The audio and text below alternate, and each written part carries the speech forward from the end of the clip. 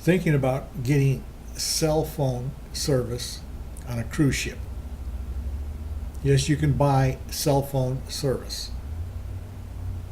But I'll give you two good reasons why you don't want to bring a cell phone on a cruise. Number one is you get calls from your boss. You get calls from the office. And what are they calling about? We're looking at this project you just finished, and man, you really screwed this thing up. I tell you, and we've got several people working on it to undo this mess. So we have a few questions for you.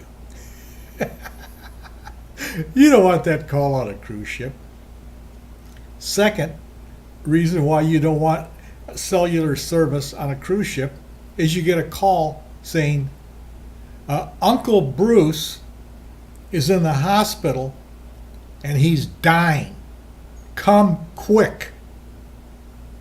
Well, you can come quick. You can order a helicopter to come get you, or at the next port, you can fly a private jet back home.